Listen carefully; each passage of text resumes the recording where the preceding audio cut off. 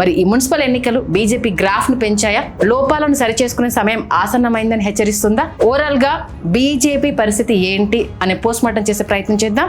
BJP chief Ramachandra Rao గారు మనతో ఉన్నారు. ఆయన మాటల్లోని మరిన్ని వివరాలు తెలుసుకుందాం. రామచంద్రరావు గారు నమస్తే అండి. నమస్తే. కంప్లీట్ ఫుల్ ఫ్లెడ్జ్ మున్సిపల్ ఎన్నికలు, ఓవరాల్ గా ముందు ఈ మున్సిపల్ ఎన్నికలకు సంబంధించి మీరేమంటారు? ఎక్కడైతే భారతీయ జనతా పార్టీ ఓడించడానికి కాంగ్రెస్, మజ్లిస్, బీఆర్ఎస్ కలిసినాయి. ఈ మున్సిపల్ ఎన్నికల్లో ఎమ్మెల్యేల పర్ఫార్మెన్స్ కన్నా ఎంపీల పర్ఫార్మెన్స్ మాత్రమే తెర మీదకి వచ్చింది. ఎమ్మెల్యేలు యాక్టివ్ గా లేరు. అది తప్పది. 7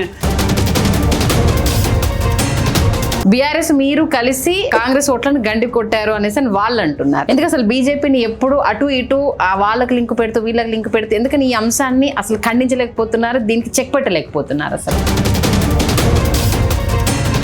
మాజీ సీఎం కేసీఆర్ గారు యాక్టివ్ గా లేరు. కేటీఆర్ సారథ్యంలో పార్టీ నడుస్తుంది. పదే పదే బీజేపీ నుంచి వెళ్ళినంటే బీఆర్ఎస్ ఖేల్ ఖతం అయిపోయింది అనేసి అన్నారు. అంటే ఆల్మోస్ట్ అది వ్యతిరేక ఓట్లు మీకు ప్లస్ అవ్వాలి, కానీ అది కాంగ్రెస్ కి మళ్ళీ అన్న ఒక వాదన వినిపిస్తున్నారు. టైం పడుతుంది, దేనికి టైం పడుతుంది, ఒకేసారి కాదు కదా. ఇంకా బీజేపీలో మల్లగుల్లాలు పడుతున్నారు కాబట్టి క్యాడర్ కు సరిగ్గా దిశానిర్దేశం ఉండకపోవడం వల్ల బీజేపీ ఒకంత నష్టపోతుంది అన్న వాదన అసలు చాలా సంవత్సరాలుగా వినిపిస్తుంది. స్టిల్ ఇప్పటికీ అదే కంటిన్యూ అవుతుంది అని అంటే మీరేమంటారు? అదంతా కూడా ఏంటంటే మీడియా కథనాలు. కూల్చివేతలకు సంబంధించి చాలా స్ట్రాంగ్ గా గడ్డపార పట్టుకొని తిరుగుతున్నారు సీఎం రేవంత్ రెడ్డి అని అన్నారు. మరి అదే యూపీ గవర్నమెంట్ లో బుల్డోజర్ దానికి సంబంధించి మీరు యాక్సెప్ట్ చేశారు. అక్కడ యాక్సెప్ట్ చేసి ఇక్కడ మాత్రం వ్యతిరేకించడము. హైడ్రాలో ఇల్లు కూల్చినప్పుడు ఇల్లీగల్ ఇల్లు కూల్చలే. ఎవరు ఇల్లు కూల్చారు? కొత్త గృహప్రవేశం ఇచ్చుకొని ఒక middle class family bank loan తీసుకొని,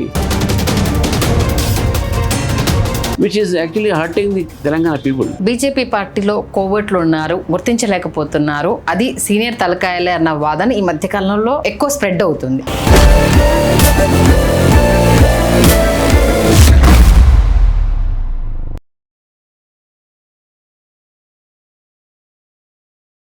నమస్తే, తెలుగు రాజ్యంకి స్వాగతం. నేను మీ సంధ్య.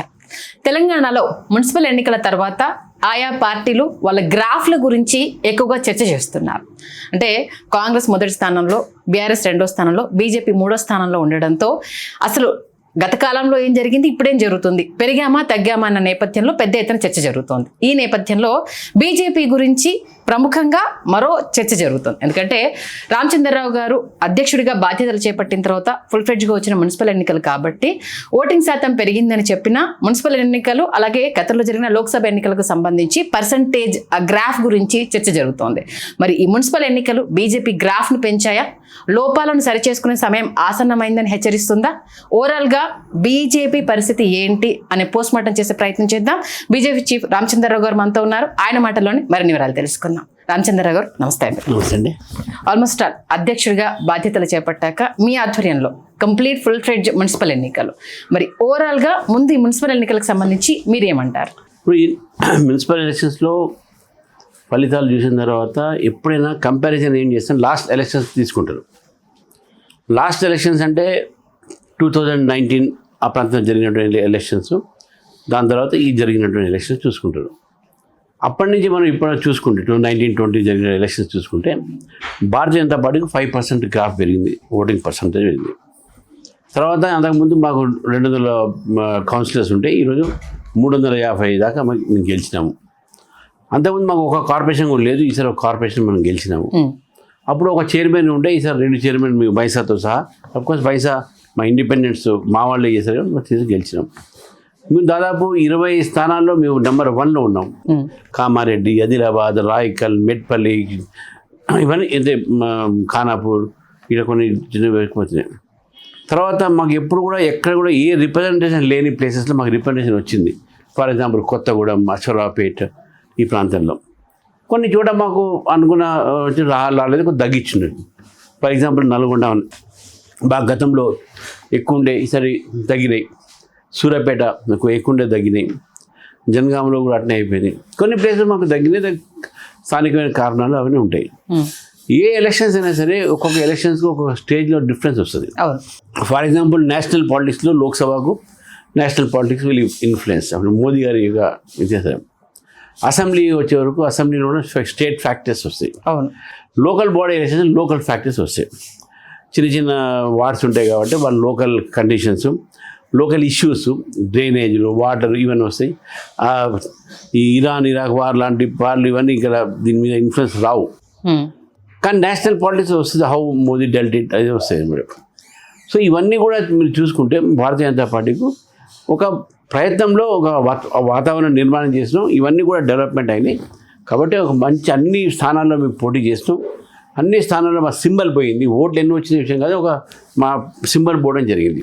ఓకే, కొనమాపాన్ని ఎప్పుడు కూడా మీరు పార్లమెంట్ ఎలక్షన్స్తో ఎప్పుడు కూడా లోకల్ బాడీ చేయకూడదు. 90% అది స్టేట్స్ కంట్రీలో లోకల్ బాడీలో ఎప్పటికైనా సరే రూలింగ్ పార్టీకి ఎక్కువ ప్రిఫర్ చేస్తారు. దానికి 2 కారణాలు ఉంటాయి. ఒక కారణం ఏంటంటే మాకు రూలింగ్ పార్టీకి వేస్తే రేపు మాకు రోడ్లకు కానీ డెవలప్మెంట్ కానీ మాకు ఉన్నటువంటి అవసరాలు కానీ స్టేట్ గవర్నమెంట్ నుంచి మాకు అవసరం వస్తాయని ఆలోచనతో ప్రజలు కూడా అట్లా ఆలోచిస్తారు. కాబట్టి మీరు చెప్పినటువంటి ఒక దీని నేపథ్యంలో డెఫినెట్గా భారతీయ జనతా పార్టీ యొక్క గ్రాఫ్ పెరిగింది. ఒకవేళ గ్రాఫ్ తగ్గింది ఎవరిదేనా అంటే అది బీఆర్ఎస్ పార్టీది కూడా తగ్గింది, కాంగ్రెస్ పార్టీ తగ్గింది. ఎందుకంటే బీఆర్ఎస్ పార్టీ ఎందుకంటే వాళ్ళకి 29% ఓట్లు తగ్గినాయి, మాకు 5% ఓట్లు పెరిగినాయి. వాళ్ళకు 2000 వార్డు నుంచి వాళ్ళకు 690 వార్డు దాకా వచ్చినాయి. మేము 200 నుంచి 350 దాకా వచ్చినాయి. ఈ పెరుగుదల మనం ఇట్లా చూడాలి మనం. ఇది how we have increase the graph.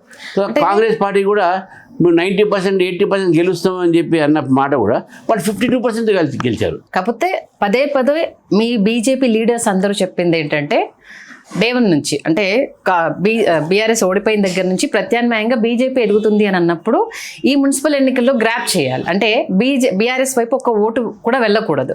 కానీ అటువైపు 2nd ప్లేస్లోని మీరు 3rd ప్లేస్లో వచ్చేసరికి మీ ఉనికి ఎక్కడ క్వశ్చన్ రేజ్ అవుతుంది. అది క్వశ్చన్ అట్లా కాదు.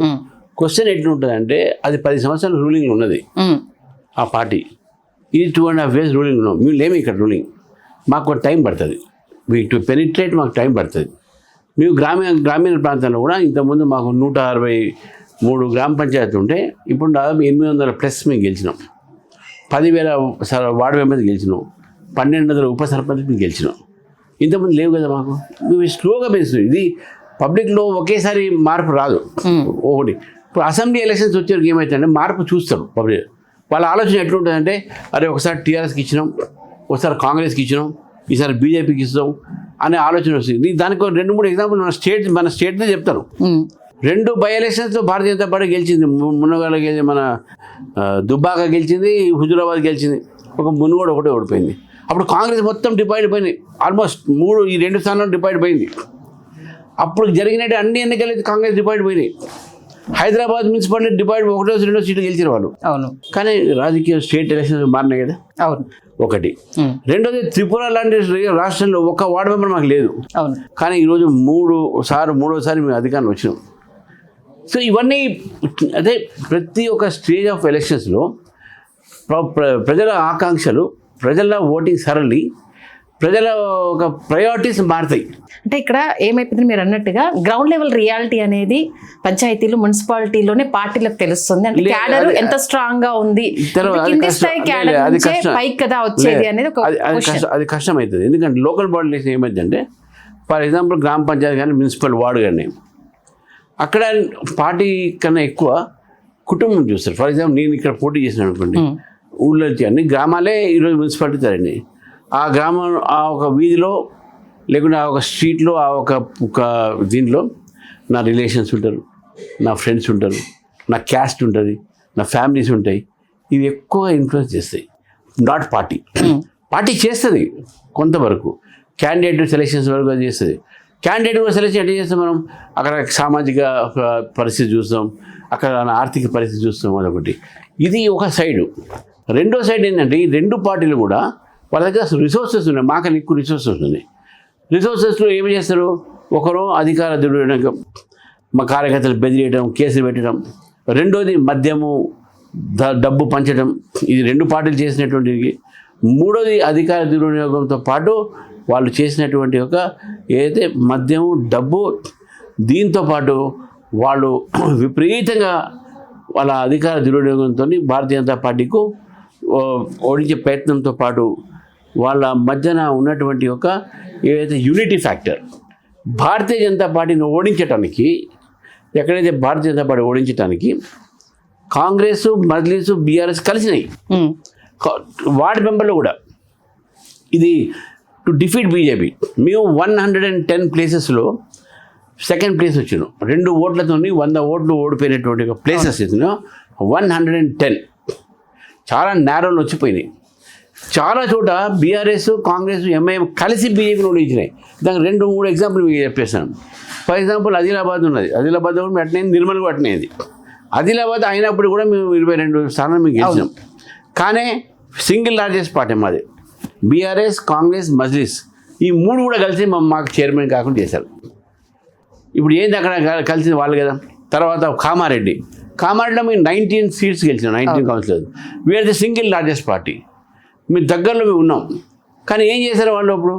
వాళ్ళు ముగ్గురు ఎంఐఎం, కాంగ్రెస్ వీళ్ళంతా కలిశారు. సేమ్ రైకల్, సేమ్ మెట్పల్లి, మాకు మెజారిటీ సింగిల్ ఒక్క ఓటు తక్కువ మాకు అంతే. ఓకే, అంటే దీనికి సంబంధించి పెద్దగా ఇప్పుడు డిస్కషన్ ఏం జరుగుతుందంటే నాయకత్వ లోపము, నాయకుల్లో సమన్వయం లేకపోవడం, ఒకరికొకరు కోఆర్డినేషన్ చేసుకోవాలి. ఎందుకంటే ఉత్తర తెలంగాణలో అద్భుతమైన ప్రదర్శన మీరు అన్నట్టుగా, దాంట్లో ఎలాంటి డౌట్ లేదు. దక్షిణ తెలంగాణకు వచ్చేసరికి ఓటర్లను గ్రాప్ చేసుకోలేకపోయారు, కార్యకర్తలకు కింది స్థాయి వాళ్ళకు భరోసా ఇవ్వలేకపోయారు అన్న ఒక వాదన బలంగా వినిపిస్తోంది. అది వాస్తవం అనేది అక్కడ రిజల్ట్ని బట్టి కూడా చెప్తారు. అంటే ఎంత పార్టీలు కలిసినా, ఇప్పుడు ఉత్తర తెలంగాణలో అన్ని పార్టీలు కలిసినా మీరు అద్భుత ప్రదర్శన ఇచ్చారు. దక్షిణ తెలంగాణకు వచ్చేసరికి సింగిల్ డిజిట్కే పరిమితం అయ్యారు. మరి దీన్ని ఎలా కంపేర్ చేస్తారు? వాస్తవం సింగిల్ డిజిట్. ఎందుకంటే దక్షిణ తెలంగాణలో మేము ఇప్పుడిప్పుడే పెరుగుతున్నాం. మాకు ఇప్పుడు గతంలో మా మునుగోడు కూడా మేము ఓడిపోయినాం కదా. అవును, దక్షిణ తెలంగాణ వచ్చింది కదా. ఒక మహబూబ్ నగర్ జిల్లాలో మాత్రమే మాకు ఒక మంచి పట్టు ఉన్నది. కొన్ని భాగాల్లో నారాయణపేట అయితేంది, మన మహబూబ్ నగర్ టౌన్ అయితేంది, మా గట్నే వనపర్తి, గద్వాల్ ఈ ఏరియాలో కొంత మాకు పట్టు ఉన్నటువంటి ప్రాంతం. మళ్ళీ అక్కడ కొద్దిగా మన అచ్చంపేట ఇవన్నీ చూసేసుకుంటూ కూడా మాకు కొద్దిగా ఇప్పుడిప్పుడే పెరుగుతున్నటువంటి పార్టీ. నల్గొండలో కూడా మాకు గతంలో మీ చైర్మన్ ఉండే, భువనగిరిలో కూడా చైర్మన్ ఉండే. భువనగిరిలో కూడా మాకు మంచి ప్రశ్న వస్తుంది అనుకున్నాం.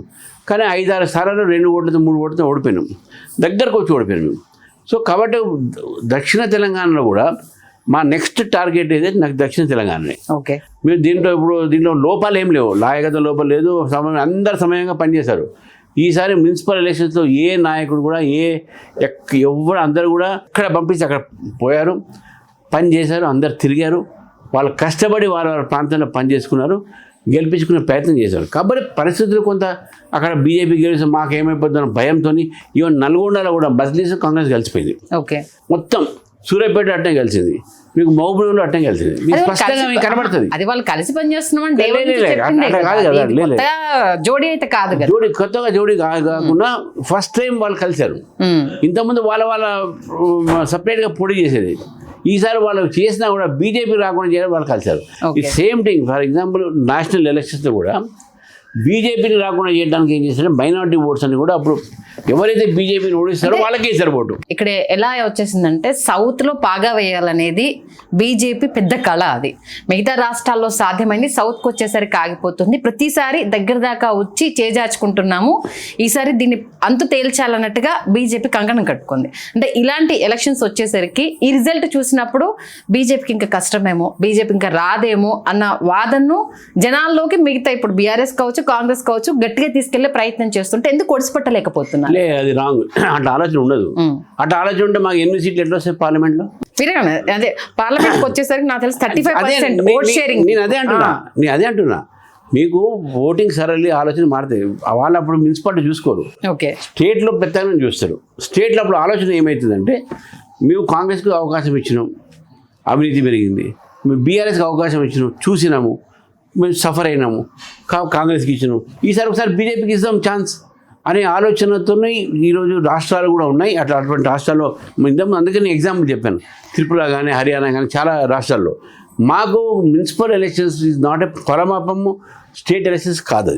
అది మున్సిపల్ ఎలక్షన్స్ జోష్ అనేది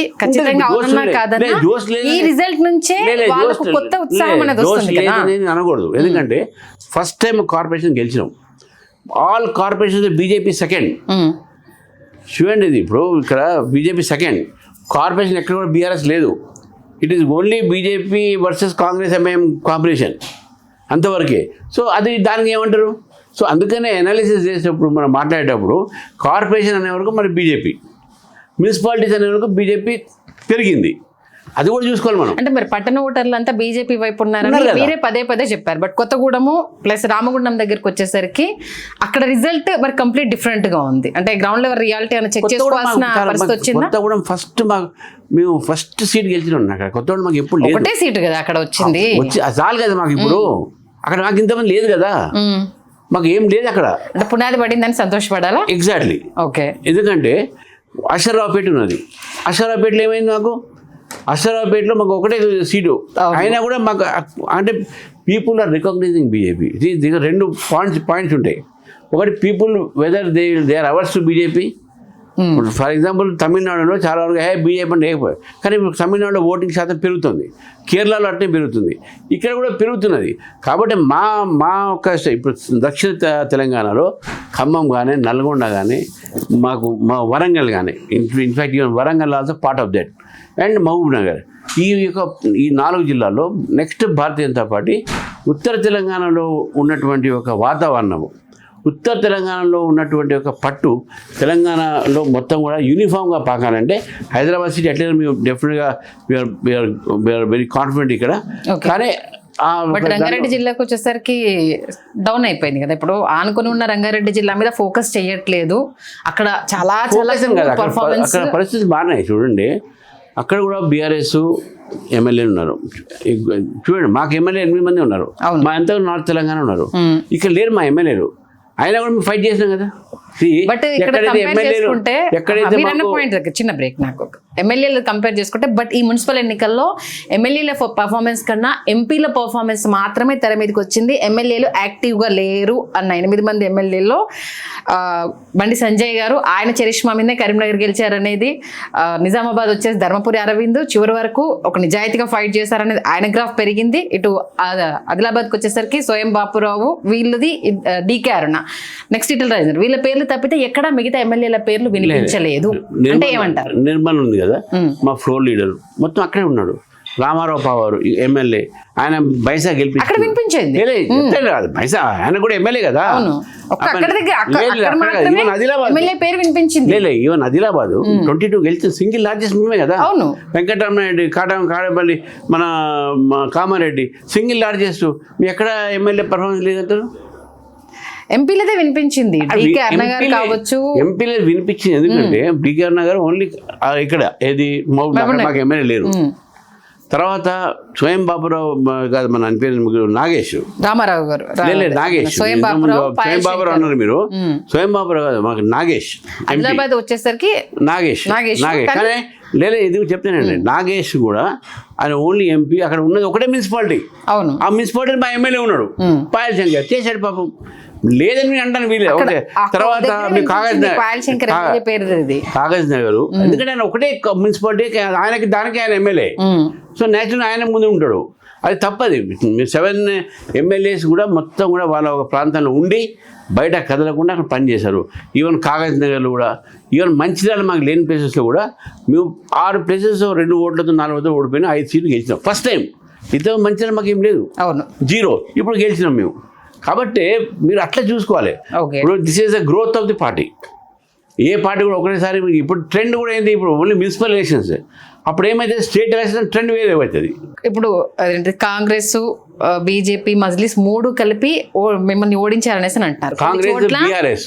బీఆర్ఎస్ మీరు కలిసి కాంగ్రెస్ ఓట్లను గండి కొట్టారు అనేసి వాళ్ళు అంటున్నారు. ఎందుకు అసలు బీజేపీని ఎప్పుడు అటు ఇటు వాళ్ళకి లింక్ పెడుతూ వీళ్ళకి లింక్ పెడుతూ ఎందుకని ఈ అంశాన్ని అసలు ఖండించలేకపోతున్నారు, దీనికి చెక్ పెట్టలేకపోతున్నారు? అసలు మీ ముందు కనబడుతుంది కదా. ఇప్పుడు కనబడకపోతేనో ఏదో అనుకోవచ్చు మనం. ఇప్పుడు ఆదిలాబాద్ నేను ఇంత ఎగ్జాంపుల్ చెప్తున్నాను, నిర్మల్ చెప్పాను, నేను బైసా చెప్పాను, మీకు కామారెడ్డి చెప్పాను. ఆడ స్పష్టంగా కళ్ళకు కనబడుతున్నట్టు. ఇంకా అంతకాకుండా రాయకల్ చెప్పాను, మెట్పల్లి చెప్పాను. ఎంఐఎంకు 1-2 సీట్లు వచ్చినాయి అక్కడ. కాంగ్రెస్, బీఆర్ఎస్, ఎంఐఎం కలిసే బీజేపీని అడ్డుకున్నది. స్పష్టంగా నేను చెప్పాల్సిన అవసరం లేదు, మీరు స్టాటిస్టిక్స్ చెప్తాయి. ఇంకా అంతకన్నా అంటే మీకు అంటే మనకు బాజాప్తా మన కళ్ళ ముందు కనబడుతున్నప్పుడు దానికి రామచంద్రరావు ఎక్స్ప్లెయిన్ చేసే అవసరం లేదు. అది ఎవరైనా చిన్నపిల్లగాడని చూసి తెలుసుకుంటాడు. అది మామూలుగా మాజీ సీఎం కేసీఆర్ గారు యాక్టివ్గా లేరు, కేటీఆర్ సారథ్యంలో పార్టీ నడుస్తుంది. పదే బీజేపీ నుంచి వెళ్ళినంటే బీఆర్ఎస్ ఖేల్ ఖతం అయిపోయింది అనేసి అని అన్నారు. అంటే ఆల్మోస్ట్ అది వ్యతిరేక ఓట్లు మీకు ప్లస్ అవ్వాలి, కానీ అది కాంగ్రెస్కి మళ్ళీ అన్న ఒక వాదన వినిపిస్తున్నారు. అంటే మీ వైపు ఆ ఓట్లను తెచ్చుకోవడంలో ఏదన్నా టైం పడుతుంది, దేనికి టైం పడుతుంది, ఒకేసారి కాదు కదా. ఇప్పుడు బీజేపీకు మళ్ళీ ఈ ఒక యాంటీ ఇన్కంబెన్సీ ఫ్యాక్టర్ మా ఫేవర్లో రావాలంటే ఇట్ విల్ టేక్ టైం. ఒక ఎలక్షన్స్లో 2 ఎలక్షన్స్ రావాలి. And especially local body elections అసలు రావు, because local body elections issues are different. Okay, మామూలుగా పాత తరం కొత్త తరం నేతల కలయికకు సంబంధించి ఇంకా బీజేపీలో మల్లగుల్లాలు పడుతున్నారు కాబట్టి క్యాడర్కు సరిగ్గా దిశానిర్దేశం ఉండకపోవడం వల్ల బీజేపీ ఒకంత నష్టపోతుంది అన్న వాదన అసలు చాలా సంవత్సరాలుగా వినిపిస్తుంది. స్టిల్ ఇప్పటికీ అదే కంటిన్యూ అవుతుంది అని అంటే మీరేమంటారు? ఇంకా తప్పది, అదంతా మీడియా క్రియేట్ చేసినటువంటి ఒక వాతావరణం. నిన్న మా మీటింగ్ అయింది ఇక్కడ ఇందిరా పార్క్లో, దారుణం అయింది. కొత్త వాళ్ళు వచ్చారు, పాత వాళ్ళు వచ్చారు, ఎవరు రాలే. అదంతా కూడా ఏంటంటే మీడియా కథనాలు, కొంత సోషల్ మీడియాలో చేస్తున్నటువంటిగా ఇది, అవన్నీ కూడా ఎవరు నమ్మరు. కార్యకర్తలు చాలా ఉత్సాహంతో ఉన్నారు, కార్యకర్తలు మంచిగా యూనిటీలో ఉన్నారు, నాయకులంతా కూడా యూనిటీలో ఉన్నారు. ఎక్కడ కూడా ఏదైనా విభేదాలు ఉంటే కూడా దాన్ని కూర్చొని మాట్లాడుకునేటువంటి ఒక వాతావరణం పార్టీలో ఉన్నది. ఈవెన్ కూల్చివేతలకు సంబంధించి చాలా స్ట్రాంగ్గా గడ్డపార పట్టుకొని తిరుగుతున్నారు సీఎం రేవంత్ రెడ్డి అని అన్నారు. మరి అదే యూపీ గవర్నమెంట్లో బుల్డోజర్ దానికి సంబంధించి మీరు యాక్సెప్ట్ చేశారు, అక్కడ యాక్సెప్ట్ చేసి ఇక్కడ మాత్రం వ్యతిరేకించడము అది ఎంతవరకు కరెక్ట్ అన్న క్వశ్చన్. లీగాలిటీ, అక్కడ ఇల్లీగాలిటీ. ఓకే, అక్కడ ఇల్లీగల్ ఇళ్ళని కూల్చినా ఇక్కడ లీగల్ ఇళ్ళని కూల్చున్నారు, అది మేము అనేది. ఫర్ ఎగ్జాంపుల్ హైడ్రా ఇల్లు కూల్చారు, హైడ్రాలో ఇల్లు కూల్చినప్పుడు ఇల్లీగల్ ఇల్లు కూల్చలే. ఎవరు ఇల్లు కూల్చారు? కొత్త గృహప్రవేశం ఇచ్చుకొని ఒక middle class family bank loan తీసుకొని ఇల్లు కట్టడం, ఆ ఇల్లును కూడగొట్టేటటువంటి ప్రయత్నం హైడ్రా చేయటము, అది లీగల్ హౌస్ని చేయటం అనేది ఇది నేర్చుకోవాలి. ఎక్కడైతే గవర్నమెంట్ ల్యాండ్స్ ఆక్యుపై చేసి ఇల్లీగల్ ఆక్యుపేషన్ ఉన్నారనుకోండి, we accept that yes this is illegal occupation. మీరు అదేవిధంగా మూసీలో కూడా ఏమవుతున్నది, ఇప్పుడు 2004 నుంచి లీగల్గా ఎక్స్ సర్వీస్ మెన్లు 400 ఫ్యామిలీస్ బఫర్ జోన్ అవతల కట్టుకున్నటువంటి లీగల్ హౌసెస్ని మీరు డిమాలిష్ చేస్తారంటే ఎట్లయితుందండి? మీరు ఇష్టం వచ్చినట్టు బఫర్ జోన్ పెంచుకుంటూ పోతే వాళ్ళు ఏం కావాలి? నేనన్నా ఇల్లీగల్ ఉన్నాను అనుకుంటే yes you have every right and దానికి వాళ్ళకి, బట్ అక్కడ కూడా మీరు వాళ్ళకు ఆల్టర్నేట్ చూపెట్టాలి. ఓకే, ఎందుకంటే మీ ఇల్లీగల్గా ఒక హౌస్ వచ్చింది, మరి వచ్చినప్పుడే మీరు ఆపాలి కదా, ముందే ఎట్లా మీరు ఇది అవుతుంది? సో ఒకసారి ఆక్యుపై చేసిన తర్వాత లీగల్గా you cannot vacate him unless అంటే due process of law. Okay, ఇది లా అనమాట. ఈ చట్టం ఏం చెప్తుంటే ఒకవేళ ఇల్లీగల్ ఆక్యుపెన్సీని కూడా మీరు వెకేట్ చేయాలంటే you should do it with the due process of law. So ఎక్కడ చేసినా డ్యూ ప్రాసెస్ ఆఫ్ లా, అక్కడ బుల్డోజర్ వచ్చినా ఇక్కడ గడ్డపార పెట్టినా there should be use of due process of law. ఎప్పుడైతే డ్యూ ప్రాసెస్ ఆఫ్ లా లేదో, ఖమ్మంలో అయితే ఇల్లీగల్గా మనం అయితే ఇల్లీగల్ వీళ్ళు తీసుకున్నారో అటువంటి చాలా సంఘటన జరుగుతాయి, హైడ్రా లాంటి సంఘటన జరుగుతాయి. దాన్ని భారతీయ జనతా పార్టీ అపోజ్ చేస్తుంది. అలాగే బాన్స్వాడ కామారెడ్డి శిశుమందిర్ భూముల విషయంలో బీజేపీ కావాలనే రార్థాంతం చేస్తుంది, కేవలము అటెన్షన్ గ్రాప్ చేయడానికి తప్పితే అదర్వైజ్ అయితే అక్కడ ఇష్యూ లేదు అన్న ఒక వాదన తెర మీద తీసుకొస్తున్నారు. దానికి సంబంధించి హౌస్ అరెస్టులు కావచ్చు, మీ పార్టీ నేతలు చేసిన రోడ్ల మీద రభస కావచ్చు, ఎమ్మెల్యే మీద దాడి కావచ్చు, ఇవన్నీ చూసాను. దీని గురించి ఏమంటారు? ఇప్పుడు ఆ శిశుమందిర్ ఇష్యూ తీసుకొచ్చింది ఎవరండి? బీజేపీ తీసుకొచ్చిందా? మేము తెలియదు కదా, కాదు, షబ్బీర్లు తెచ్చిండు. అవును, మళ్ళీ మేము తీసుకొచ్చినాం, దాన్ని మేము ఎక్స్ప్లెయిన్ చేస్తా అన్నాం కదా, రమ్మన్నాం, రాలే కదా, ఆయన రావచ్చు, రాకుండా ఆయన రౌడీలు పంపించిండు. ఎట్లయితుందండి అది? ఇప్పుడు మీరే అడిగారు, దానికి ఒక స్టోరీ చెప్తాను మీకు.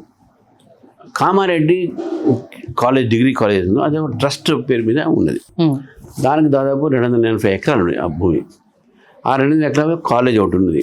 ఇప్పుడు ఆ కాలేజ్ ఇంతమంది ట్రస్ట్ నుంచి ఇప్పుడు గవర్నమెంట్ సొసైటీ ల్యాండ్ అది. ఈ సొసైటీకి చైర్మన్ ప్రెసిడెంట్ ఉన్నది మా ఎమ్మెల్యే గారి ఒక ఫాదర్. అక్కడ ఉన్నటువంటి ల్యాండ్ బాగా ఆక్యుపై అవుతా ఉంటే వాళ్ళు ఏం చేశారంటే ఎడ్యుకేషన్ ఇన్స్టిట్యూషన్స్కే మళ్ళీ వాళ్ళకు లీజ్ ఇచ్చారు, కొన్ని ట్రాన్స్ఫర్ చేశారు. Only for education institutions, commercial కాదు. ఓకే, ఒకటి ఇంజనీరింగ్ కాలేజ్కు, ఒకటి శిశు మందిర్కు. ఎక్కడ కూడా ఇల్లీగల్ లేదు, లీగల్ అది, లీగాలిటీయే.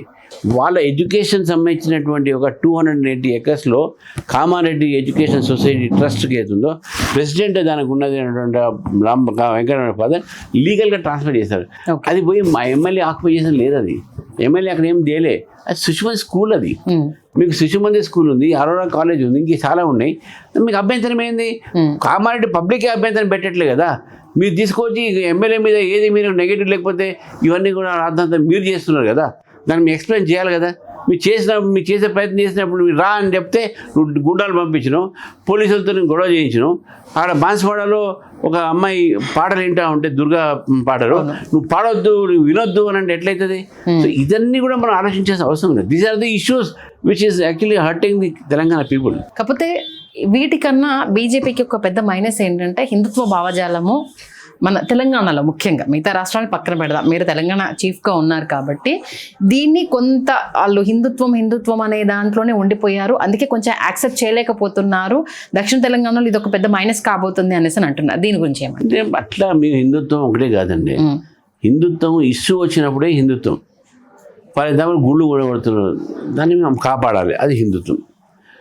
ఒక హిందూ దేవీ దేవతల మీద ఏమైనా తప్పుడుగా మాట్లాడారు, దాన్ని మేము ఖండించేది. కానీ భారతీయ జనతా పార్టీ ఎప్పుడు కూడా మతం మీద రాజకీయం చేయలే.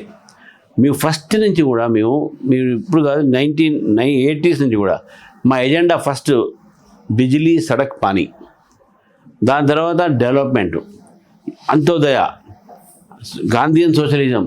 మీ ఎప్పుడు కూడా మీరు తీసుకువచ్చినటువంటి సిద్ధాంతాలు, ఎలక్షన్స్ మేనిఫెస్టోలు కూడా ఎప్పుడు మతాన్ని మేము తీసుకున్నాం. మతాన్ని తీసుకొచ్చింది అవతల వాళ్ళు మమ్మల్ని రెచ్చగొట్టి దాన్ని తీసుకొస్తున్నారు. కానీ ఈరోజు కూడా మేము అభివృద్ధి మారుతుంది. తెలంగాణ, వికసిత్ తెలంగాణనే మా ఒక ఎజెండా. మాకు హిందుత్వ అనేది నువ్వు వద్దన్నా కూడా భారతీయ జనతా పార్టీ హిందుత్వ సపోర్ట్ చేసి అంటారు జనం.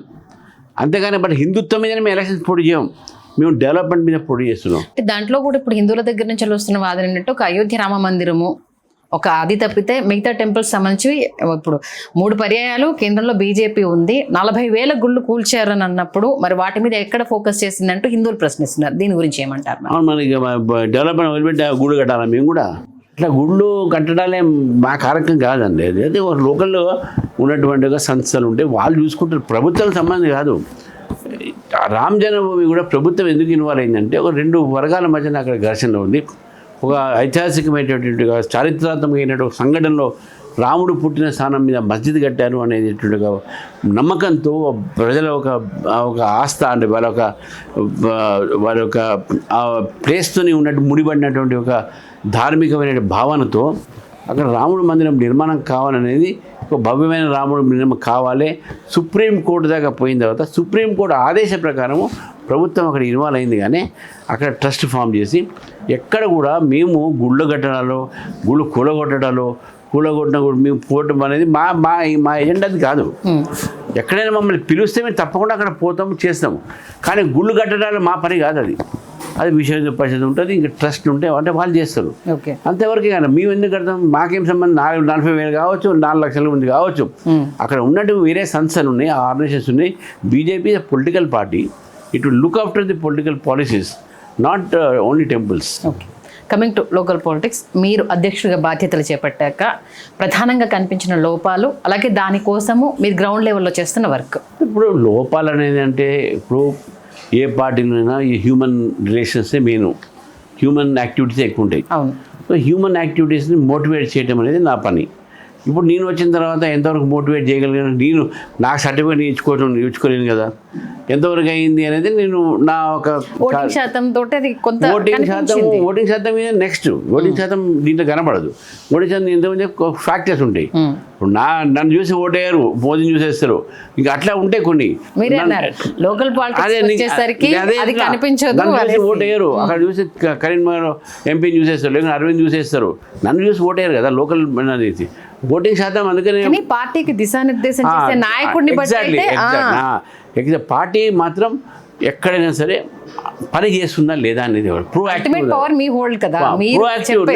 ప్రోయాక్టివ్ ఉందా లేదా అనేది ఇది మీకు మున్సిపల్ ఎలక్షన్స్ కనబడుతుంది.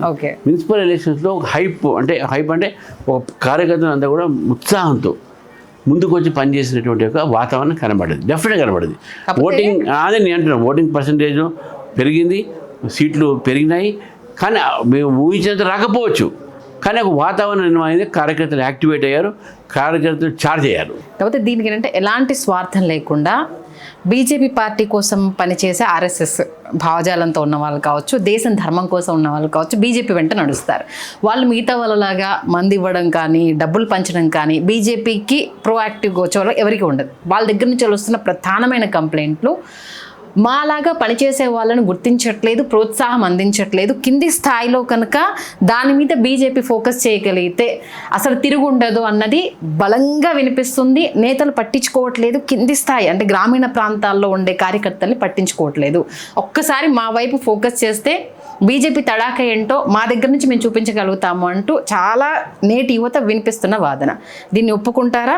లేదు అలా ఏం లేదు అని అంటే ఇది అడ్వైజ్ అయితే అడ్వైజ్ తీసుకుంటాం మనం. అంటే ఇది ఒక సలహా. మీ దాకా అది కంప్లైంట్ రాలేదు అలాంటిది? సలహా ఇప్పుడు ఎక్కడైనా ఉంటాయమ్మా. ఎక్కడైనా ఏముంటాయంటే మేము 40 ఏళ్ళ నుంచి పని చేస్తున్నాం, ఈయన మొన్న వచ్చాడు, ఇవి ఉంటే ఇది ఇది కామన్. మేము ఏం చేస్తామంటే బ్యాలెన్స్ చేయాలి. కార్యకర్తలు కొత్త వాళ్ళని పాత వాళ్ళని బ్యాలెన్స్ చేసుకుంటూ పార్టీని నడపాల్సిన అవసరం ఉంటుంది. ఆయన కొత్తవాడు కదా అని పక్క పెట్టడం ఉండదు, పాత వాళ్ళు కదా అని చెప్పేసి వాళ్ళకి అన్ని ఇవ్వటం కూడా ఉండదు. ఎవరికైతే పార్టీ ఆ ఒక ప్రాంతంలో ఆ ఒక ప్రదేశంలో ఎవరితోనైతే పార్టీకి మంచి జరుగుతుందో, పార్టీ బలం జరుగుతుందో వాళ్ళకు మనం ప్రాధాన్యత ఇస్తాం. అందరిని కలుపుకొని పోయేటటువంటి ఒక వాతావరణం నిర్మాణం చేస్తాం. అంతేగాని మీరు చెప్పినటువంటి విషయం ఏంటంటే అంటే అడ్వైజరీ రోల్. అది ఎవరైనా మాకు డెఫినెట్గా అటువంటి అడ్వైజరీ ఇస్తే డెఫినెట్గా మీరు దాన్ని పాజిటివ్గా తీసుకుంటాం. ఎక్కడ అవసరం పడితే అట్నే చేస్తాం మేము. మాకైతే అటువంటి అడ్వైజ్ రాలే ఇంకా డెఫినెట్గా చూస్తాం. అది అంటే ఇప్పుడు మీకు ఫ్రీ టైం ఉంటే మీ ఇంటర్వ్యూస్ కావచ్చు, మీ వీడియోస్ కావచ్చు ఉన్నప్పుడు ఒక్కసారి కింద కామెంట్స్ని మీ పార్టీలో ఉన్న ఎవరికైనా సరే మీ బీజేపీ దాంట్లో వచ్చినప్పుడు ఒక్కసారి ఆ కామెంట్స్ చూడండి సార్. ఎక్కడో దగ్గర ఇలాంటి ఒక కామెంట్స్ వినిపిస్తూ ఉంటాయి. అంటే రీచ్ అవ్వలేకపో అంటే వాళ్ళ ఆవేదన ఏంటంటే మేము పనిచేయడానికి సిద్ధంగా ఉన్నాము, మేము మా పార్టీ కోసం, దేశం కోసం, ధర్మం కోసం సిద్ధపడి ఉన్నాము, బట్ మాకు కరెక్ట్గా రీచ్ దొరకట్లేదు, మేము చేస్తున్న పని అక్కడ దాకా వెళ్ళట్లేదు, ఇక్కడ మాకు దిశానిర్దేశం చేసే ఒక నాయకత్వ లోపం ఉంది, గుర్తించండి అంటూ చాలామంది రిక్వెస్ట్లు పెడుతున్నారు. నేను డినై చేయట్లేదండి. నేను ఏమంటున్నా అంటే ఏదైనా వచ్చినాయి అనుకోండి, డెఫినెట్గా స్థానిక నాయకత్వాన్ని మేము కాంటాక్ట్ చేసి అరే ఈ ఉన్నది కవర్ చేసుకొని చెప్తాం మనం. ఎక్కడ కూడా ఇప్పుడు మొత్తం సింగిల్ హ్యాండ్ చేయలేదు కదా, ఖచ్చితంగా దాన్ని డీసెంట్లైజ్ చేస్తాం. మా దగ్గర మాకి జిల్లా అధ్యక్షులు ఉంటారు, జిల్లా అధ్యక్షులు, మండల అధ్యక్షులు ఉంటారు. వాళ్ళు డెఫినెట్గా అక్కడ ఫలానా ప్లేస్లో ఈ ఒక లోపం ఉంది అని అంటే దాన్ని ఐడెంటిఫై చేసి దాని ఒక లూప్ హోల్ని కానీ ఆ ఒక మైనస్ పాయింట్ కానీ కవర్ చేసే ప్రయత్నం చేస్తున్నాం. అలాగే బీజేపీ పార్టీలో కోవర్ట్లు ఉన్నారు, గుర్తించలేకపోతున్నారు, అది సీనియర్ తలకాయలే అన్న వాదన ఈ మధ్యకాలంలో ఎక్కువ స్ప్రెడ్ అవుతుంది. ఎంతవరకు వాస్తవం ఉంది? అటువంటి ఏముంటాయి, కోవిడ్లో ఉన్న అవసరం ఏముంది మనకు? పార్టీలు ఏదన్నా నిర్భయంగా ఎదురు మాట్లాడుకున్నాం. అటువంటి కోవట్లో ఉండి మా పార్టీలో అయితే లేరు, నేను పూర్తిగా నమ్ముతున్నాను. అటువంటివి ఉండవు. మా పార్టీ డైరెక్ట్గా స్ట్రేట్గా మేము ఎక్కడ కూడా లోపాయకార ఒప్పందాలు కానీ మేము ఏదైనా మాకు నచ్చలేదని చెప్తాం, విమర్శించాలి చెప్తాం. ఎస్ ప్రభుత్వం మంచి చేసిందా, ఇంకో పార్టీ మంచి చేసిందా, డెఫినెట్లీ దానికి మనం అప్రిషియేట్ కూడా చేస్తాం. అనేక సార్లు మేము మంచి పని చేస్తాం. మా ప్రభుత్వం కేంద్రం మా ప్రభుత్వానికి కొంత సపోర్ట్ చేస్తే దానికి కూడా మేము గత ప్రభుత్వాన్ని కూడా మేము అప్రిషియేట్ చేస్తున్నాం. మనం మా ప్రభుత్వాన్ని క్రిటిసైజ్ చేస్తాం, మేము కూడా ఇక్కడ మీరు ఏం చేస్తున్నాం అడిగినాం. సో కాబట్టి పాలిటిక్స్లో కోవెట్ ఒక పార్టీలో ఉండి ఇంకో పార్టీకి పనిచేసేది అది తొందరగా బయటపడుతుంది. అటువంటివి ఉండవు, లేదు అని చెప్పి నేను పూర్తిగా నమ్ముతున్నాను. అలాగే జిహెచ్ఎంసీ ఎలక్షన్కి సంబంధించి బీజేపీ, బీఆర్ఎస్ కలిసి ప్రయాణం చేయబోతున్నాయి, అది జరిగి తీరుతుందంటూ మీ పార్టీలో ఉన్న కొందరు స్పోక్ పర్సన్స్ బాహటంగానే చెప్పడం జరుగుతుంది. దీని గురించి ఏమంటారు? ఎవరు చెప్పినా దాని మీద యాక్షన్ తీసుకుంటాం. అటువంటి మాకెందుకు వాళ్ళతో అవసరం ఏముందండి? మునిగిపోయే పడవతో ఎవరు ప్రయాణం చేయరు. డెఫినెట్గా బీజేపీ, బీఆర్ఎస్తో ఇప్పుడు కలవదు. హైదరాబాద్లో మేము ఒంటరిగా పోటీ చేస్తాము, తెలంగాణలో ఒంటరిగా పోటీ చేస్తాము. డెఫినెట్గా భారతీయ జనతా పార్టీ ప్రజలు చూస్తున్నారు. ఏదో ఇప్పుడు దానికి ఊతం ఇవ్వడానికి కారణం అంటే కరీంనగర్లో బీఆర్ఎస్ తటస్థంగా ఉండడము, రఘునందన్ రావు గూడెం మైపాల్ రెడ్డితో కలిసి ఆయన ఎక్సఫిషియో దాని ఓటు అక్కడ వినియోగించుకోవడము వీటికి ఊతమిస్తున్నాయి అంటూ ఇప్పుడు కథనాలు అట్లా కాదు. ఇప్పుడు అక్కడ ఏమైంది, బీఆర్ఎస్కు కాంగ్రెస్ మధ్యన విభేదాలు వచ్చినాయి. అందుకే వాళ్ళు తటస్థంగా ఉన్నారు. బీజేపీతోని ఇది కాదు. అది అక్కడ ఉన్నటువంటి ఒక స్థానిక పరిస్థితుల్లో కాంగ్రెస్, బీఆర్ఎస్, మజ్లీసు, కొంతమంది ఇండిపెండెంట్లు బీజేపీ రాకుండా ప్రయత్నం చేశారు. కానీ మళ్ళీ అక్కడ వాళ్ళ మధ్యన లేవాదేవీలు ఎక్కడ తేడా వచ్చిందో దానివల్ల తటస్థంగా ఉన్నారు. అది బీజేపీ అన్న కాదు కదా. ఓకే, ఇప్పటికీ కూడా నేను మొదట వర్గపోరుకు సంబంధించి ఎందుకు చెక్ పెట్టలేకపోతున్నారు? ఎందుకంటే మీరు బిఫోర్ చీఫ్ కాకముందు ఎన్ని రకాల వాదనలు వచ్చాయి, గల్లీ లీడర్ కావాలా, ఢిల్లీ లీడర్ కావాలా అంటూ రాజాసింగ్ కావచ్చు, ఈటెల రాజేందర్ వర్గం కావచ్చు, అధ్యక్ష పదవి కోసం ఎంత పోటీ జరిగింది. ఆ తర్వాత మీరు అయిన తర్వాత పార్టీలో ఒక హ్యాపీనెస్, ఎందుకంటే మొదటి నుంచి ఉన్న వ్యక్తి ఖచ్చితంగా ఒక చీఫ్ అవ్వడము అనేసి చాలా హర్షం వ్యక్తం చేశారు. ఎందుకంటే బీజేపీ ఎప్పుడు ఈ సిద్ధాంతాన్నే ఉంటుంది, పార్టీ కోసం పనిచేసిన వాళ్ళకి పెద్దపీట వేస్తుంది అన్నది మీ త్రూ అవుట్ అదొక పాజిటివ్ మెసేజ్ వెళ్ళేది. బట్ ఇప్పటికీ వర్గపోరు స్టిల్ ఇంకా కంటిన్యూ అవుతుంది. నెక్స్ట్ చేంజ్ ఓవర్కి సంబంధించి ఇప్పటి నుంచి పావులు కదుపుతున్నారు. ఈ వర్గపోరుకి చెక్ పెట్టకపోతే జిహెచ్ఎంసీలో కోలుకోలేరు అన్న ఒక వాదన, ఏమంటారు? వర్గపోరు ఉండకూడదు అనేది ఎవరైనా కోరేది, ఏ పార్టీ అయినా కోరేది. వర్గపోరు ఉంటే పెరగలేం. పెరగాలంటే కలిసి పెరగాల్సి ఉంది. నేను ఇప్పుడు కూడా నిన్న కూడా చెప్పాను, ఇవాళ కూడా చెప్తున్నాను, పార్టీలో వర్గపోరు అనేది లేదు. ఒకవేళ అటువంటి ఏదైనా ఉన్నది కనుంటే మేము డెఫినెట్గా దాన్ని చదువుకునే ప్రయత్నం చేస్తాము. ఈ పార్టీ అందరిది, అందరు కలిస్తేనే పార్టీ ముందుకు పోతుంది. ఒక వ్యక్తితో పార్టీ ముందుకు పోదు. మా నాయకులందరూ కూడా కలిస్తే, గతం కన్నా ముందు ఏమైంది, నేను రాకముందు ఏమైంది అనేది ఇప్పుడు ఇంపార్టెంట్ కాదు. ఇక్కడ నేను వచ్చిన తర్వాత నాతో ఏదైనా పొరపాటు జరిగితే డెఫినెట్గా నా పొరపాటుని సిద్ధంగా ఉన్నాను సరిదిద్దుకోవడానికి. వేరే వాళ్ళు కూడా ఏదైనా పొరపాటు చేస్తే ఆ పొరపాటు మీరు పక్కకు పెట్టండి, అందరం కలిసి పనిచేస్తాం, పని చేసి ముందుకు తీసుకుపోతాం పార్టీని అనే ఆలోచన మాత్రమే ఈరోజు పార్టీలో ఉన్నది. మనం అదే ప్రయత్నం చేస్తూ ఉన్నాం. వర్గపోరు అనేది లేదు. ఒకవేళ ఉంటే దానికి సహించం కూడా చెప్తా ఉన్నాం. అలాగే ఇంకోటి చాలా ప్రముఖంగా ఇప్పుడు ఎక్కువ మున్సిపల్ ఎన్నికల తర్వాత ఎక్కువ డిస్కషన్ జరిగింది ఎలక్షన్కి సంబంధించి. క్యాండిడేట్ సెలక్షన్ విషయంలో బీజేపీ చాలా లేట్గా డెసిషన్ తీసుకోవడము పార్టీ కొంప ముంచుతోంది. ఇప్పటికీ కొన్ని జిల్లాల్లో ఎమ్మెల్యే క్యాండిడేట్ వీళ్ళు అనేసి వాళ్ళు స్ట్రాంగ్గా ప్రొజెక్ట్ చేసుకోలేకపోతున్నారు. అది చాలా పెద్ద లోపము, అది పార్టీని దెబ్బతీస్తుంది అన్నదాన్ని ఎక్కువగా వినిపిస్తుంది. మన రిజల్ట్ కూడా దీన్ని ఆపాదిస్తూ లింక్ పెడుతున్నారు. దీన్ని మీ ముందు పెడితే అవునంటారా కాదంటారా? అవును కాదంటాను. కొన్ని చోట్ల డిలే అయితే డెఫినెట్గా నష్టం అయితే అవుతుంది. దాని డిలే క్యాండిడేట్కు ప్రచారం చేసుకోవాలి, క్యాండిడేట్ పరిచయం కావాలి ప్రజలకు. డిలే అయితే కొన్ని చోట్ల నష్టం జరుగుతుంది, వాస్తవం అది. అది ఎప్పుడైనా క్యాండిడేట్ సమయానికి అనౌన్స్ చేసే ప్రయత్నం చేయాలి.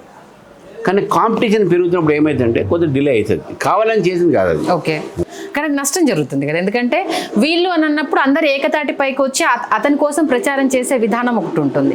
ఇద్దరిట్లో ఒకరు ఉంటారు అని అన్నప్పుడు సరే ఎవరో అయిపోయినా మన బీజేపీ అన్నట్టు ఒకటి ఉంటుంది. ఎందుకంటే జిల్లాకి ప్రాతినిధ్యం వహించే నేత మిస్ అవుతున్నాడు, క్యాండిడేట్ సెలక్షన్ లాంగ్ అవుతుంది, దీనివల్ల నష్టపోతున్నాం కాబట్టి ఎందుకు తేరుకోలేకపోతున్నారు అనేది వాదన. డిలే అయితే నష్టం అవుతుంది, కానీ దాని డిలే కావడానికి కారణం కావాలని కాదు, లోకల్ కండిషన్స్ బట్టి ఉంటాయి. కాంపిటీషన్ పెరుగుతుంది. కాంపిటీషన్ లేకపోతే ఎప్పుడే అని చేసుకోవచ్చు. సో ఇప్పుడు కాంపిటీషన్ పెరుగుతుంది. ఎందుకు పెరుగుతుంది? పార్టీ పెరుగుతుంది కాబట్టి కాంపిటీషన్ పెరుగుతుంది. ఒక విధంగా సంతోషంగా ఉన్నప్పుడు కూడా డిలే కాకుండా ప్రయత్నము అనౌన్స్ చేసే ప్రయత్నం నెక్స్ట్ నుంచి ప్రయత్నం చేస్తాము. అది అసెంబ్లీ వచ్చే వరకు దానికి సెట్ చేసుకుంటాం. ముందే క్యాండిడేట్లు అనౌన్స్ చేసే ప్రయత్నం చేస్తాము. 90% స్థానాల్లో చేసుకుంటే ఎక్కడైనా లాస్ట్లో బాగా కాంపిటీషన్ ఉన్నది ఉన్నప్పుడు పెద్దలతో కూర్చో ప్రయత్నం చేసి సరి చేస్తాం. బట్ టైమ్లీ అనౌన్స్మెంట్ అయితే ఉంటుందనేది నేను భావిస్తా ఉన్నాను. ఓకే, కమింగ్ జిహెచ్ఎంసీ ఎలక్షన్స్కి రామచంద్రరావు గారి వ్యూహం ఎలా ఉండబోతుంది? మీ నేపథ్యంలో మరొక్కసారి అంటే పార్టీ పటిష్టత అనేది జిహెచ్ఎంసీ ఎలక్షన్స్ అసెంబ్లీ ఎన్నికలకు ఎలా ఉంటుందనేది ఒక కులమానంగా ప్రతి ఒక్కరు చూస్తారు. అందులోనూ కంప్లీట్ బీఆర్ఎస్ ప్రాతినిధ్యం వహిస్తున్న ఎమ్మెల్యేలు ఉన్నారు. మీ వైపు వచ్చేసరికి ఏమీ లేదు. ఈసారి జిహెచ్ఎంసీ లాస్ట్ టైము చాలా అద్భుతమైన ప్రదర్శన, అది ఎవరు మర్చిపోలేనిది. మరి మీ సారథ్యంలో జిహెచ్ఎంసీ ఎన్నికల ప్రణాళిక ఎలా ఉండబోతుంది? ప్రణాళిక ఉండదు. లాస్ట్ టైం ఈసారి ఎమ్మెల్యే అందరూ బీఆర్ఎస్ ఉన్న, ఎంపీ అన్ని మరి బీజేపీ గెలిచినాయి. అవును, అందుకే నేను ఇంతకుముందు చెప్తున్నాను కదా. సో కాబట్టి డెఫినెట్గా జిహెచ్ఎంసీలో బీజేపీ 3 భాగాలు చేశాక 3 కూడా బీజేపీ మేయర్ అవుతుందని నాకు పూర్తి నమ్మకం ఉంది. ఆ వ్యూహాలు అంటారా, there is no shortcut for success for hard work. There is no substitute for hard work. Okay, కార్యకర్తలు హార్డ్ వర్క్ చేస్తారు, అదే సక్సెస్ దాగిస్తారు. అంటే ఈ జిహెచ్ఎంసీ ఎన్నికల్లో నేతలంతా కలిసికట్టు కనిపిస్తుందా? ఎందుకంటే మున్సిపల్కి వచ్చేసరికి కొంతమంది వెళ్ళాల్సిన అవసరం ఉన్నా వెళ్ళకుండా వాళ్ళ దానికే పరిమితం అవ్వడం, సైలెంట్గా ఉండడం చూసాము. మరి జిహెచ్ఎంసీ వచ్చేసరికి ఈ రూమర్స్కి అన్ని చెక్ పెట్టే అవకాశం ఉంటుందా? మున్సిపల్ ఎలక్షన్ అందరూ ఎవరు వాళ్ళ ఏరియాలో పనిచేసి అంత చేశారు. మీ ఎవరు డిస్టర్బ్ చేయలేదు, వాళ్ళని అక్కడ ఏ ప్లేస్ ఉన్నా వాళ్ళని అక్కడే ఉన్నాం మనం. అంతేగాని వాళ్ళు కావడానికి కాదు అట్లా చేసింది. మీ స్టేట్ పార్టీ చెప్పినటువంటి ఒక రీతిలోనే ఏ లీడర్ ఆ లీడర్ వాళ్ళ ఏరియాలో పని చేయమని మేమే చెప్పినాం. అది వాళ్ళు అక్కడ కావాలని చేసింది కాదు, మేము చెప్పినాం. అది తిరగడానికి మేము వేరే వాళ్ళు తిరిగినాం, లక్ష్మణ్ గారు, నేను, మన కిషన్ రెడ్డి గారు, మేము తిరిగినాం. కానీ ఏ నేత అయినా వాళ్ళ ఏరియాలో వాళ్ళే ఉన్నారు, ఎక్కడ బయటికి పోలే. అది because that was the strategy, local identification పెట్టినాం. ఇప్పుడు కూడా ఇక్కడ ఏదైతే ఉన్నదో అందరు ఇక్కడ పనిచేస్తారు. All leaders will spend their time in Hyderabad and జిహెచ్ఎంసీలో మంచి ఫలితాలు తీసుకొచ్చే ప్రయత్నిస్తాం. మీ ఆధ్వర్యంలో రాబోయే రోజుల్లో ఎలాంటి దూకుడు ఉండబోతోంది? ఎందుకంటే ఇప్పటికే కొంత చేంజ్ ఓవర్ మీ దగ్గర కనిపించేసింది. స్టార్టింగ్ ఉన్నదానికి ఇప్పుడు ఈ మధ్యలో మీ దూకుడు చాలా స్పష్టంగా కనిపిస్తోంది. వేటి మీద ఎక్కువ, తెలంగాణ విషయంలో వేటి మీద ఎక్కువగా ఫోకస్ చేయబోతున్నారు? మీ మార్క్ ఎలా ఉండబోతోంది? మార్క్ అనేది ప్రజలు నాకు ఇవ్వాలి, కార్యకర్తలు ఇవ్వాలి. నా మార్కులు నేనే వేసుకోవడం. మార్క్ అంటే వే ఆఫ్ స్టైల్ ఎలా ఉండబోతుంది అనేది. నా మార్క్ ఇట్లుంటది అట్లా నేను చెప్పుకోవడం బాగుండదు. నాకు ఇది చేస్తా అది చేస్తా నేను చెప్పడం బాగుండదు. ఖచ్చితంగా సార్ చెప్పాలి. అంటే మన ప్లాన్ ఆఫ్ థాట్ ఎలా ఉందనేది చూసే వ్యూవర్స్ కి తెలియాలి కదా. ప్రజలు కార్యకర్త డిసైడ్ చేస్తారు. నేను నా గురించి చెప్పుకోవడం మంచిది కానీ నేను చెప్పేది ఒకటి. రెండోది ఏంటంటే డెఫినెట్గా పార్టీ విల్ ప్రోయాక్టివ్, ప్రజా సమస్య మీద పోరాడుతుంది. అవసరమైన జైలు కూడా పోతాం, అటువంటి వాతావరణం వస్తుంది. ఈ ప్రభుత్వం ఏ తప్పిదం చేసినా కూడా వెంటనే దానికి రియాక్షన్ ఉంటుంది. పార్టీ దాంట్లో ఉద్యమ స్వరూపంలోనే పార్టీ పనిచేస్తుంది. ఆరోపణలు తప్పితే వాస్తవాలని చూపించాలంటే సంచులు మోస్తున్నారు, వీళ్ళు వెళ్ళి అక్కడ కలవట్లేదు, ఇలాంటి ఆరోపణలు చేస్తున్నారు. కానీ దానికి తగ్గ ప్రూఫ్స్ తోటి జనాల్లోకి వెళ్ళట్లేదు. కేవలం రాజకీయంగా వీళ్ళు ఏదో మాటలు చెప్తున్నారు కానీ ఇది నిరూపించలేకపోతున్నారు. ప్రతి ఒక్క పార్టీలో ఈ ఫెయిల్యూర్ కనిపిస్తుంది. ఎందుకు ఈ ఆరోపణల మీదనే ఫోకస్ చేస్తున్నారు? ఆరోపణలు నేను అడ్వకేట్ని, నేను ఎప్పుడు కూడా ఆరోపణలతో పాటు నేను దాన్ని సాక్ష్యాలు కూడా నేను పెడతా. ఓకే, ఇప్పుడు నేను ఆరోపణ మామూలుగా చేయను కదా. మీరు చూడండి, ఎక్కడ కూడా నేను లూజ్గా కానీ బ్లంట్గా కానీ అట్లా మాట్లాడినాను. ఏదైనా ఉంటే నేను నమ్మాలి ఫస్ట్, ఇది ఈ ఆరోపణ కరెక్టా కదా, దీనికి సాక్ష్యాలు ఉన్నాయా లేదా, రేపు అడిగితే నేను చూపెట్టగలుగుతున్నా లేనా, నిన్ను ఎక్స్ప్లెయిన్ చేయగలుగుతాను, అప్పుడే ఆరోపణ చేస్తాను, లేకపోతే చేయను. లిక్కర్ స్కామ్ విషయానికి సంబంధించి ఏం చెప్తారు? ఏముంది అది ఇప్పుడు టెక్నికల్ పాయింట్. అది టెక్నికల్ పాయింట్. బీజేపీతో ఏదో లోపాయికార ఒప్పందం జరిగింది కాబట్టి చాలా చేంజ్ ఓవర్ వచ్చింది అనేది ఇప్పుడు కాంగ్రెస్ వినిపిస్తున్న వాదన. అట్లేమో కాంగ్రెస్ వాళ్ళే కంప్లైంట్ చేశారు. అది నీకు తెలుసో తెలియదు. 2022లో లిక్కర్ స్కామ్ మీద కంప్లైంట్ చేసింది కాంగ్రెస్ పార్టీ. మేము కాదు ఇచ్చింది, కాంగ్రెస్ పార్టీ ఇచ్చింది. కేజ్రీవాల్ మీద, ఈయన మీద, అంతే ఎవరిని బయటపడ్డాయి. నేను మొన్న కూడా నేను లాయర్ గారు చెప్తున్నాను, discharge on the ground of lacunas, technical lacunas is not proof of innocence. ఇది కేవలం లీగల్ ఇన్ఫర్మేటివ్ మీద డిశ్చార్జ్ అయ్యింది.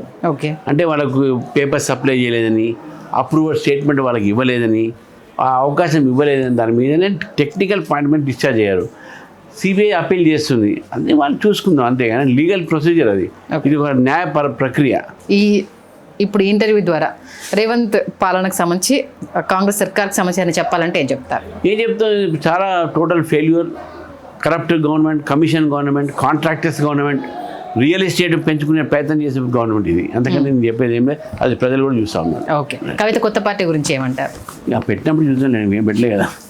అంటే పెట్టదనా? పెట్టదు, పెట్టదు. పెట్టినా కూడా పెద్ద ఏమి ఇంపాక్ట్ ఉండదు. ఏమో రేపు బీజేపీతో కలిసి నడిచే అవకాశం ఉందన్న వాదనలు వినిపిస్తున్నాయి. నాకు తెలిసినంతకైతే పెట్టదు, పెట్టినా దాని ఇంపాక్ట్ ఉండదు. Okay, thank you sir. ఇంత బిజీ షెడ్యూల్లో అడగగానే ఇంటర్వ్యూ ఇచ్చినందుకు, అనేక విషయాల్ని మా తెలుగు రాజ్యం ద్వారా తెలియజేసినందుకు ధన్యవాదాలు. హలో, తెలుగు రాజ్యం ఛానల్ చూస్తున్నారా? సామాజిక, రాజకీయ, జీవన చిత్రణే తెలుగు రాజ్యం. అతిశయోక్తులు, అసత్యాలు ఉండవు. రాజకీయ కోణం కాదు, ప్రజా కోణమే కొలబద్ద. తెలుగు రాజ్యం వీక్షణ మీ ఉత్తమ అభిరుచికి నిదర్శనం.